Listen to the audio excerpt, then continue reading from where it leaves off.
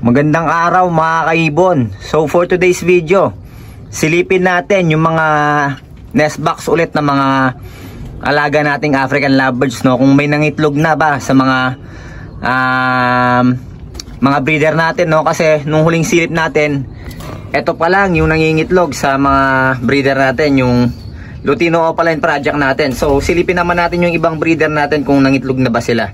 Dahil nga medyo maganda yung puwitan nitong mga nakaraan, no, ng mga breeder natin, kaya check natin kung may itlog na.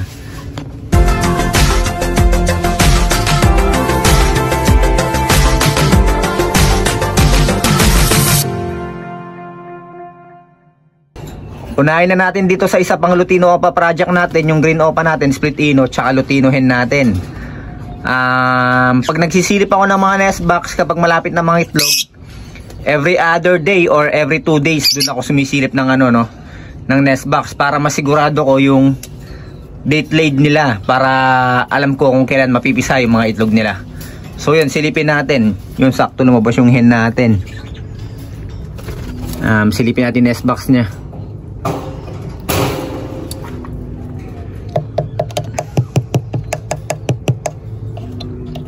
Sana may itlog na. Ayun yung hen natin. Wala pang itlog, guys. So yun, nung minsan medyo magana yung pitan nito, pero ngayon kung mapapansin nyo, parang nawala yung pagkamagana ng pitan niya, ano? Ayan, no? Parang nawala yung pagkamagana ng pitan niya. Baka matagalan pa siguro to bago mga itlog ulit, no? Hindi pa siguro may itlog to. Pero nakikita ko na sila nagme-mate. Wait na lang tayo ng mga 2 weeks. Baka mga itlog na to yung ibon natin. Isunod naman natin tong Opa Pale Follow project natin, guys, no? Check natin kung nangitlog na yung hen natin. Pero sa tingin ko, wala pang itlog to dahil nilipat nga natin ng cage. Dahil yung nest box nila, nagkaroon ng butas, no? Ninat-ngat nung hen yung nest box nila. Nagkaroon ng butas, nakawala tong hen natin na African lovebirds, no? Itong hen natin na Opa Pale Follow. Kaya yun, nilipat natin dito sa ilalim. Sa tingin ko, maninibago to sa nest box nila, kaya baka wala pang itlog to.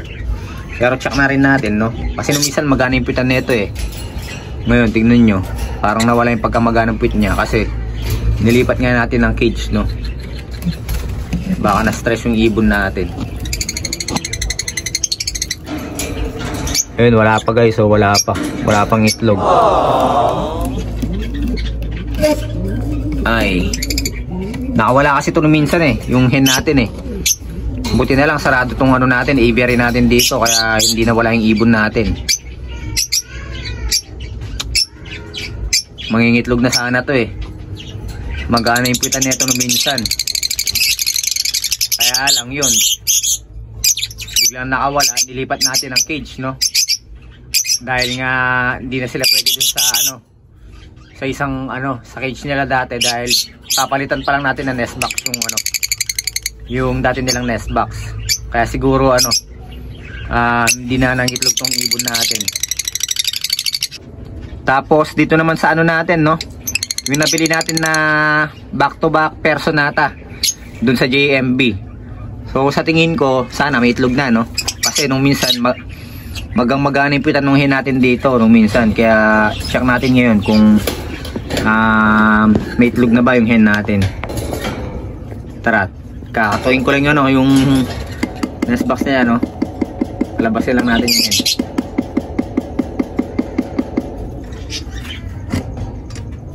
Ay, lumabas, wait lang.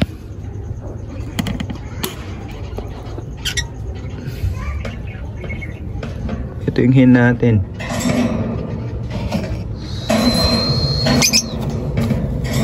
Labas.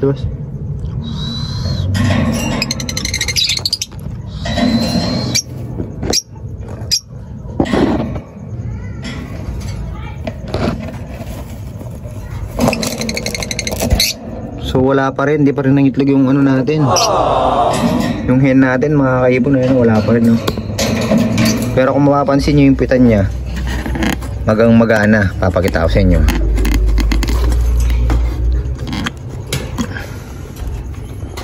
Ayan, no.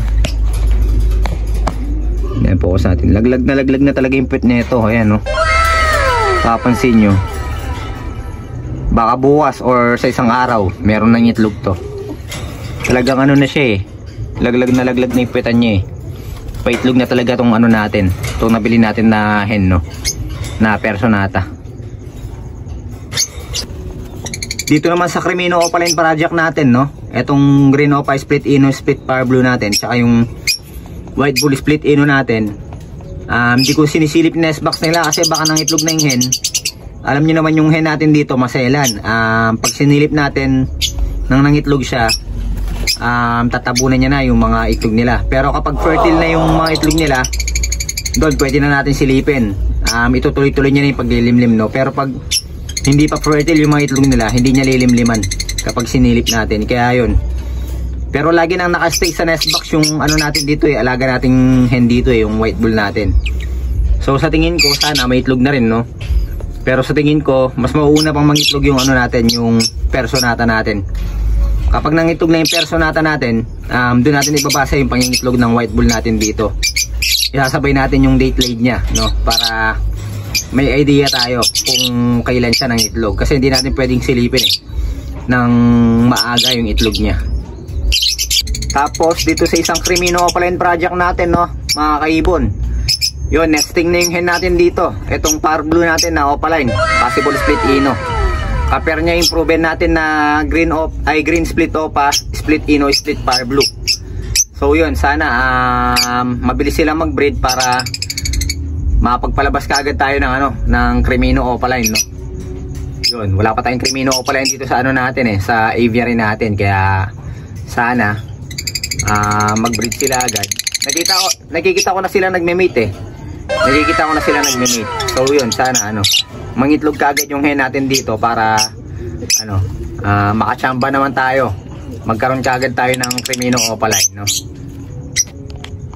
Tapos etong Red Factor Opaline project natin, guys, no, nakita ko nagme-mate na rin sila, no. Nung binalik natin sila nung mismong araw na yon, maya-maya lang nakita ko, napansin ko, nagme-mate na sila. Kaya ayaw talagang pumares sa iba na ito eh. Talagang sila yung ano eh, sila yung gusto lang nila sa isa't isa. Kaya binalik ko na talaga sila sa mga kapares nila. Yun, napansin ko, nagme-mate sila agad, no, nung pagkabalik ko sa kanilang dalawa. So yun, sana may mag-fertile na may mag-fertile naman sa ano nila, itlog nila ngayong clutch na to, no, para makapagpalabas naman tayo ng Red Factor Opaline. Katulad nung nakaraang clutch nila, yung nag-fertile, no, medyo Red Factor lang eh, pero hindi pa matatawag na Red Factor talaga yung anak nila kasi orange lang yung ano, hindi pa ganun kapula. Pero ang sabi naman ng mga expert, quality naman daw yung ibon na yun, no, pero hindi pa talaga matatawag na Red Factor. Pero magandang materialis daw yun kapag binread. So yun, yung ibon na yun, gift bird natin, no, sa nagbigay sa atin ng ano, ng mga ibon, no, ng mga RF line natin dito. So binigay ko sa kanya yung painakay natin na yon para i-breed niya. So yun mga kaibon, mga kalapatids, no, yun, wala pa rin nangingitlog na ibang ano natin dito, mga breeder natin. So yung Lutino Opaline project pa lang talaga natin yung nangitlog, no. Hanggang dito na lang yung vlog natin para ngayong araw na to, mga kaibon, mga kalapatids. Huwag nyo sana kalimutan mag-follow at mag-subscribe sa aming Facebook page at YouTube channel. Maraming salamat mga kaibon, mga kalapatids. Ingat and God bless po sa inyong lahat.